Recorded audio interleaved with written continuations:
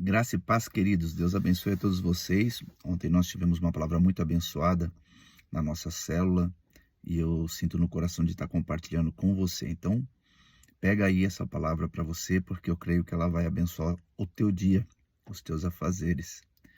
Por quê? Porque o tema desta mensagem é tomando decisões corretas.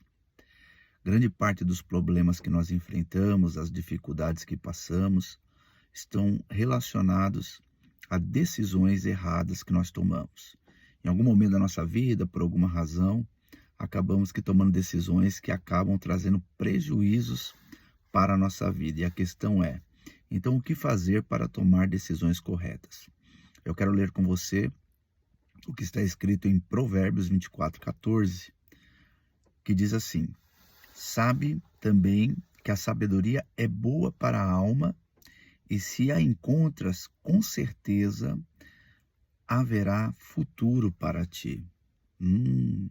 Que coisa linda! Veja o que diz a palavra do Senhor. Aquele que encontra a sabedoria tem um futuro, ou seja, vai prosperar, ou seja, vai dar certo naquilo que está fazendo, né? Nós temos a plena certeza que o nosso Deus, Ele é um Pai maravilhoso, Ele é um Pai perfeito e Ele tem um desejo, com certeza, que é ver você bem, bem-sucedido, feliz, realizando os teus sonhos. Esta é a vontade de Deus para a nossa vida. E Deus é uma fonte inesgotável de sabedoria, de conhecimento e entendimento que Ele quer revelar para mim e para você através da sua palavra. Então, existe em Deus uma fonte jorrando para abençoar a minha e a tua vida. Você crê nisso? Porque se você crê, você vai desatar nisso aí. Então, preste bastante atenção naquilo que nós vamos falar aqui nesse vídeo para abençoar você, né? Todas as vezes que eu me aproximo de Deus, eu sou abençoado. Mas todas as vezes que eu me afasto dele, eu acabo tomando prejuízos, né? Quando nós temos uma vida distante de Deus, baseada apenas na nossa sabedoria humana, que nos leva a agir segundo aquilo que nós achamos, ou nos leva a agir por conta de uma situação, por um momento que nós estamos vivendo, seguindo o nosso coração, nós acabamos tomando decisões da forma errada, por motivações erradas, e acabamos até tomando prejuízo. Quando nós nos armamos apenas com a sabedoria humana, né, de conselho de amigos, daquilo que está sendo às vezes falado na mídia, que não tem uma fonte segura, acabamos então sofrendo os danos que acabam colocando em risco a nossa casa, a nossa família, os nossos projetos, o nosso sonho profissional, né? E é por isso que no mundo nós temos visto tantas pessoas frustradas, tantos casamentos destruídos, alegando incompatibilidade de gênero, alegando que se desgastou o casamento com o passar do tempo.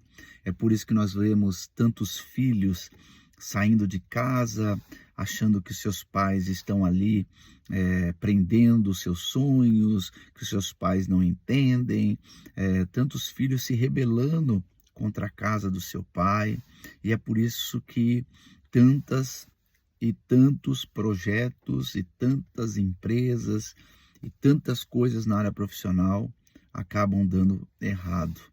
Talvez você está assistindo esse vídeo e tem alguma área da sua vida em que você tem se sentido frustrado, seja na sua família, seja na sua área profissional, seja no relacionamento, né, com seu cônjuge, com seus filhos, com seus pais.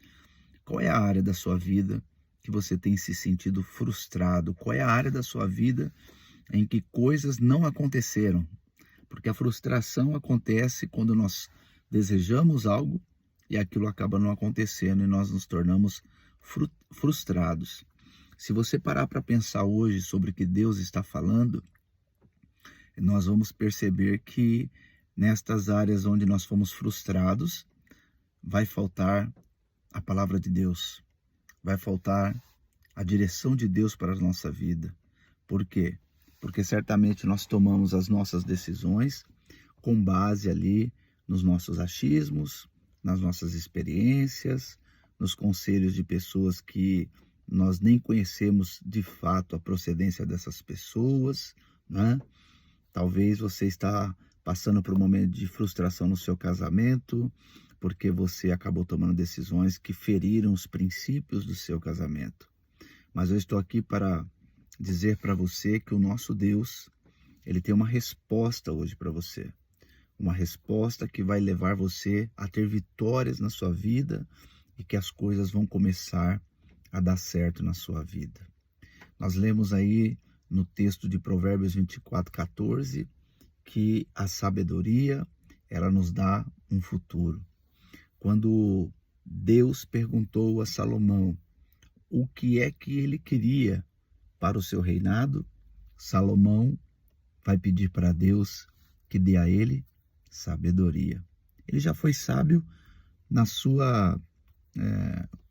seu pedido, mas a Bíblia diz lá em 2 Crônicas, capítulo de número 1, verso de número 10, assim: sendo assim, dá-me sabedoria e conhecimento para que eu consiga governar esta nação com justiça, pois quem é capaz de liderar este povo tão grande?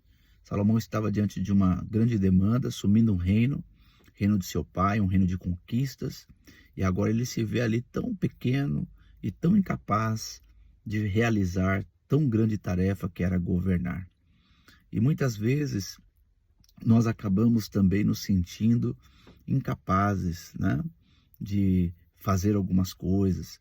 Olhamos para o nosso casamento e nos sentimos incapazes de trabalhar por uma restauração. Olhamos para os nossos projetos que não deram certo e nos vemos incapazes de recomeçar, né? Mas a sabedoria que vem do alto, ela pode trazer para você a resposta e a direção que você precisa para mudar essa linha de pensamento que você está hoje. Quando nós olhamos para o próprio Senhor Jesus Cristo na terra, ensinando e falando das coisas do reino, quando as pessoas olhavam para Jesus, o que essas pessoas viam em Jesus? Sabedoria. Mateus capítulo 13, verso 54, diz que quando ele chegou na cidade e começou a ensinar o povo ficou admirado e perguntando: de onde vem esta sabedoria? Então, o que eu preciso hoje para a minha vida é sabedoria de Deus. E essa sabedoria de Deus, ela é um dom que Deus te dá pelo Espírito Santo de Deus. Porque quando nós recebemos Jesus Cristo como Senhor e Salvador da nossa vida, junto veio esta sabedoria que está dentro de nós, mas que precisamos desenvolvê-la para que nós possamos usufruir desta tão grande sabedoria. Em Romanos 10, 9, ele fala isso, que nós recebemos o Senhor, assim quando nós confessamos o Senhor Jesus, nós recebemos o Espírito Santo de Deus. Então, o Espírito Santo é que vai nos conduzir a tomar decisões acertadas, a fazer aquilo que é certo, a fazer aquilo que agrada a Deus, né? Por quê? Porque o Espírito Santo é o Espírito da verdade. Você crê nisso? Que o Espírito Santo é o Espírito da verdade? Está lá em João capítulo 16, verso 13, no entanto, quando o Espírito da verdade vier, ele vos guiará em toda a verdade, porque não falará de si mesmo, mas dirá tudo o que tiver ouvido e vos revelará tudo o que está por vir. O Espírito da verdade. Então a verdade vai te conduzir pelo caminho seguro. A verdade vai levar você a fazer as coisas de uma maneira que realmente levem você ao sucesso, à conquista, ao sobrenatural. Então, quando eu penso em sabedoria, eu não posso pensar na sabedoria de forma secular, aquela que eu vou adquirir numa universidade, ou que eu vou adquirir num curso técnico, ou numa escola, ou com experiências da vida. Não que estas sabedorias, elas não sejam importantes. É lógico que elas são. Porém, a sabedoria que leva você a decisões corretas é a sabedoria que vem de Deus, a sabedoria que vem do alto. Ela está completamente ligada aos princípios de Deus e à palavra de Deus. Provérbios 10:8 diz: o sábio de coração aceita os mandamentos, mas o insensato de lábios vem a arruinar-se. Então, aquele que é sábio, ele vive pela palavra, ele busca a palavra.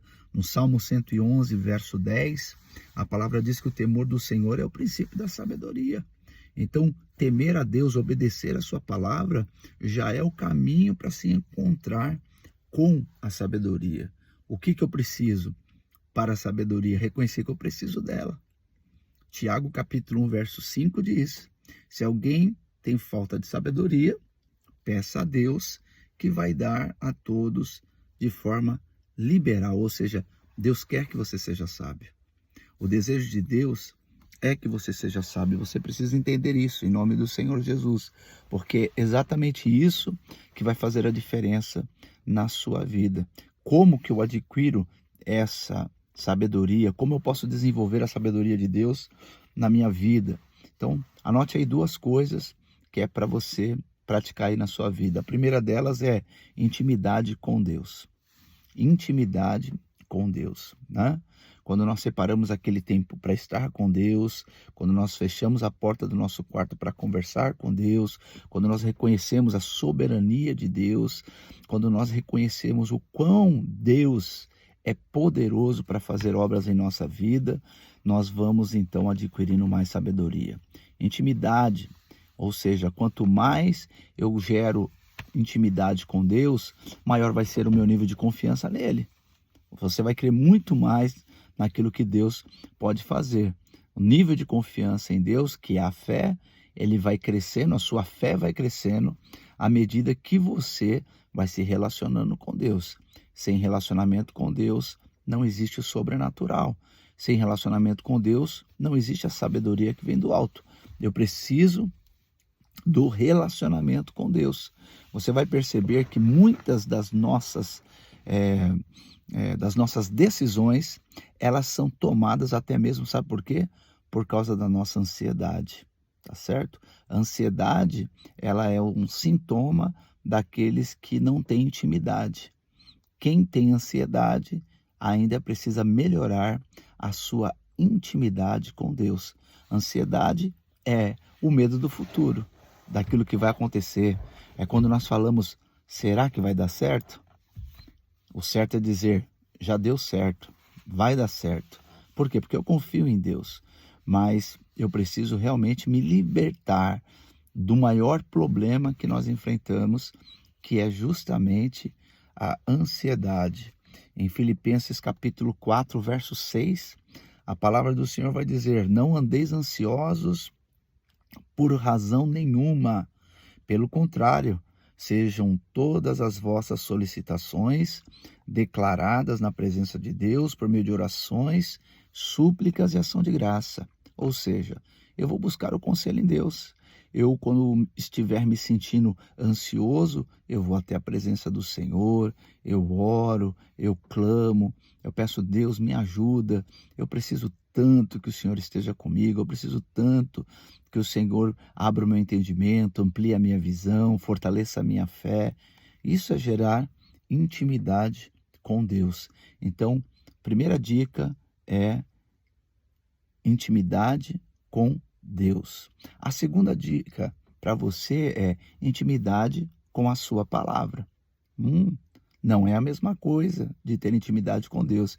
Intimidade com Deus é orar, é se derramar, é adorar, é estar ali orando em línguas. Você vai criando intimidade, você vai fortalecendo a sua confiança no Senhor, você vai crescendo na fé e vai recebendo a sabedoria que vem do alto, né? Quantas vezes nós estamos aflitos em nosso coração e nos derramamos na presença de Deus e ali sentimos um refrigério de Deus. A segunda é intimidade com a palavra. Em Josué capítulo 1, verso 8, a palavra diz que o livro da lei esteja sempre nos teus lábios. Medite nele dia e noite para que tenhas o cuidado de agir conforme tudo que está escrito. Será que todas as vezes que nós tomamos decisões ou fazemos alguma coisa, nós fazemos com base na palavra? Com certeza, não. Então nós precisamos conhecer a palavra de Deus, nós precisamos meditar na palavra de Deus, nós temos que nos expor à palavra para que a palavra possa entrar em nós, a palavra possa encontrar em nós o espaço que é necessário que a palavra ocupe, né? A Bíblia, ela tem todos os ensinamentos necessários para nós sermos bem-sucedidos em qualquer área da nossa vida. E é por isso que nós precisamos caminhar por princípios da palavra, e não por emoções, e não por momentos, né? Muitas pessoas não entendem isso. Por que pessoas têm dificuldade de aceitar, muitas vezes, a questão da igreja, de se ter um pastor? Tem gente que fala, não, eu não preciso de pastor, que meu pastor é Jesus, porque não conhece a palavra. Porque quando Jesus olhou para o povo e viu o povo disperso, ele disse assim, eu darei ao meu povo pastores segundo o meu coração, disse Deus, né? Eles estão assim porque falta-lhes um pastor. Uma das maneiras de você também tomar decisões corretas é consultar a sua liderança, porque na multidão de conselhos a sabedoria, é aquela pessoa que ora por você, que intercede por você, que jejua por você, que não vai falar coisas para te agradar, mas vai falar aquilo que o Espírito Santo ministra, porque o pastor, ele vai orar por você, ele vai interceder por você, né? E quando você tem ali um pastoreio sobre a sua vida, você está coberto. Você está protegido, seja por cima, como uma questão de cobertura, ou por baixo, respaldado por um alicerce, né? Então nós temos também que ter esse conhecimento da palavra para podermos realmente aceitarmos até um pastoreio, para você aceitar o que é ser fiel, para você poder dizimar. Como é que você vai dizimar? Como é que você vai ofertar? Como é que você vai primiciar se você não conhece a palavra? Como é que você vai conduzir o seu casamento se você não conhece a palavra? Como é que você vai fechar um negócio se você não conhece a palavra? É a palavra que vai fazer toda a diferença na sua vida, né? Então, é muito importante que você também crie intimidade com a palavra. Você sabe uma outra forma também de demonstrar uma atitude de sabedoria? É quando nós nos tornamos testemunhas de Deus na terra. Sabia disso?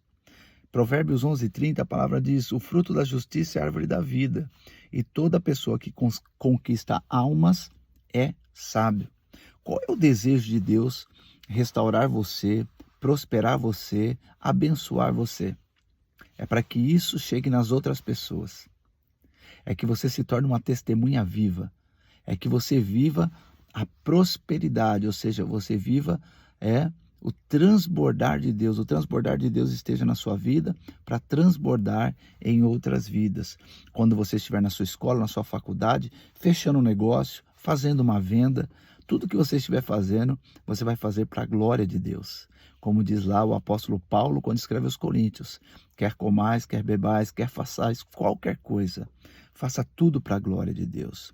Se você fizer isso, eu tenho certeza absoluta de que você vai começar a tomar decisões muito, muito corretas na sua vida. E aí você vai começar a perceber que aquilo que não deu certo, pode dar certo se você começar a fazer da maneira certa. Faça a diferença. Busque intimidade com Deus, busque intimidade com a sua palavra, porque fazendo isso, a sabedoria que vem do alto, a inteligência que vem do alto vai estar em você e vai transbordar através de você. Um beijo no coração, que esta palavra encontre repouso em você. Eu e a minha esposa estamos orando por você. Fique na paz do Senhor.